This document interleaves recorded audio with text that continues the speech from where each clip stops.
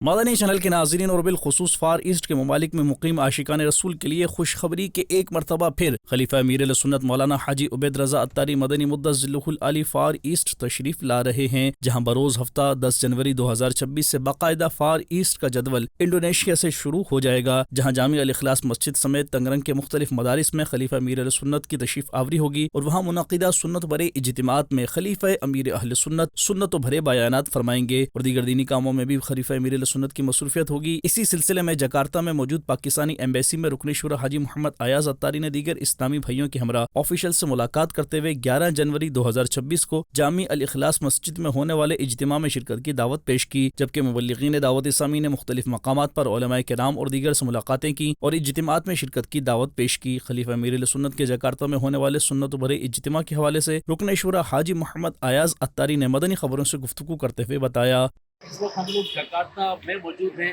اور جکارتہ میں پاکستانی سفارت خانہ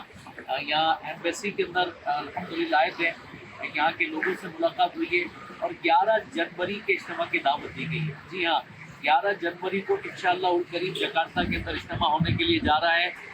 جامع الاخلاص مسجد کے اندر سب نے شرکت کرنی ہے۔ 11 جنوری کو انشاءاللہ عز و جل یہ اجتماع ہوگا۔ ایمبیسی کے لوگ بھی انشاءاللہ ہمارے پاکستانی لوگ بھی اس میں شرکت کریں گے۔ مدنی چینل کے ناظرین، ان سنت و بھرے اجتماعات کے مناظر آپ مدنی چینل اور مدنی خبروں سمیت دعوت اسلامی کے سوشل میڈیا پیجز پر بھی دیکھ سکیں گے۔